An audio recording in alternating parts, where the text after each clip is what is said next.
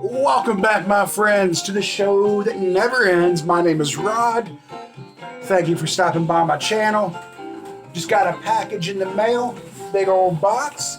I know what's in it. I wasn't expecting it until tomorrow, so happy surprise. This box was inside of that box. People who've been following my channel for a minute, they know that I had a booth at an antique shop. In fact, I managed an antique store for a friend of mine, and being the cool guy that he is, he let me have a free booth for being his manager. So, worked out good for both of us. Unfortunately, that closed. Long story short, we were supposed to reopen. We haven't yet. It's pushed off, blah, blah, blah. Another lady in town decided, hey, I'll let you sell some albums out of my store. Miss Judy, thank you very much. It's at the Antique Mall in Clinton, Tennessee on North Main Street. She gave me a small booth to sell my albums. And they've been really going well. And she said, hey, you need to get more. So I ordered a box wholesale. This doesn't look like it would fit an album, does it? I guess it does. It looks smaller than a box of albums. Anyway, I went to a website, got some wholesale albums, and no, I'm not flipping like record store day records, charging outrageous prices.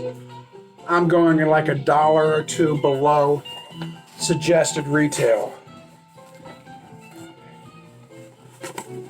Oh. And here we go. This is what I got.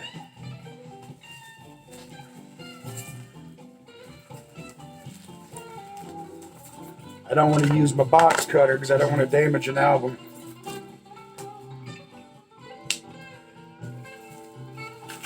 Here we go. Oh, in the background, the Grateful Dead. Days Picks 39. I was talking to Randy Weaver the other day. He's got it. And I said, man, I don't spend enough time with mine. I've only listened to it once. He's like, bro, you got to get into it. So that's what I'm doing today.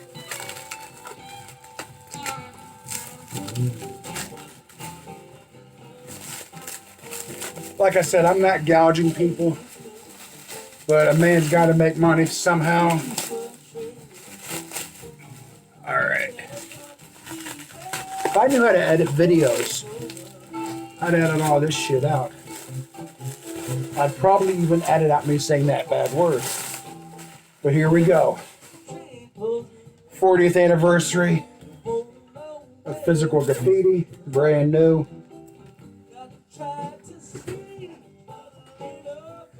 Fleetwood Mac, recorded for the BBC 1967, before Stevie Nicks, before Lindsey Buckingham.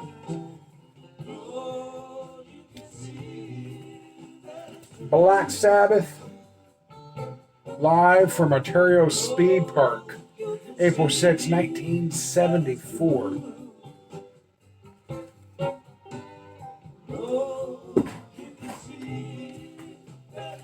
Kiss, Black Diamond. It's from Memphis, Tennessee, April 18th, 1974, an FM broadcast.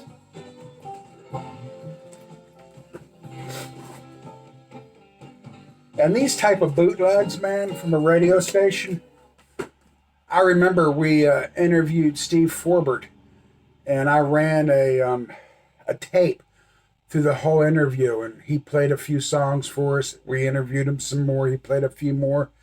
And after it was all said and done, his manager's like, could I have that tape? I was like, yeah, you can have it.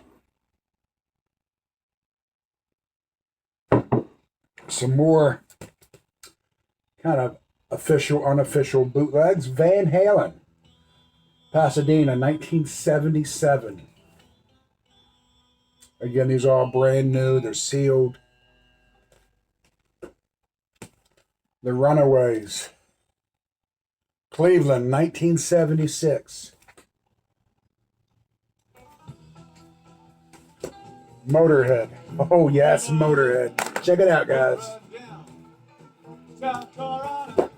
AC/DC. We all know this album, Dirty Deeds.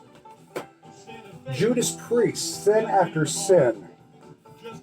And this is We Are Vinyl. This is not a counterfeit or a bootleg. Def Leppard. Some more Priest.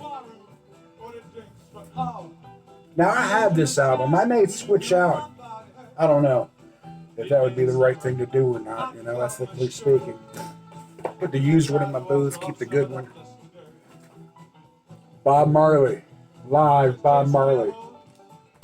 And this is one for my collection, I got to admit. I did not have this. Had it when I was a teenager. Shot of Love.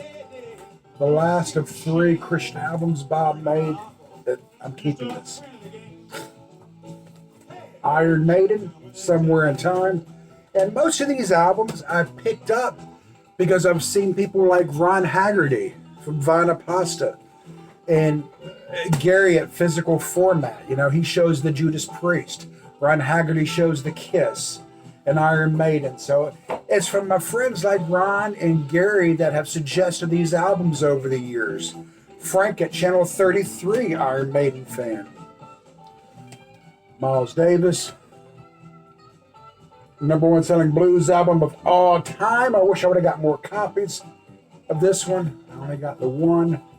I started off with a variety of stuff, heavy metal, some jazz, classic rock, just to see what goes best in my booth. And my dream is to actually open up a record store one day. And I got a great opportunity.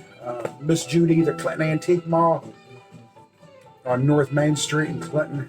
She's letting me sell my vinyl records out of there. She's not charging me a booth rent, which is unheard of. The Doors. Classic album. And this is another one I'm keeping. Martin Denny. I love Martin Denny. I got turned on to him a couple years ago by this deadhead. And he asked me if I was familiar with him. I said, I've heard the name, but that's it. He's like, how could you be a deadhead and not like Martin Denny? He goes, they go together. I was like, oh, okay. So I checked it out, and I love Martin Denny now. The Doors, and there were 2 copies of this. Rhino Vinyl. Debut album, classic album by The Doors. I needed an upgrade copy. Sex Pistols. For Sale. Prince and the Revolution. Fantastic Prince album. Pink Floyd. Metal.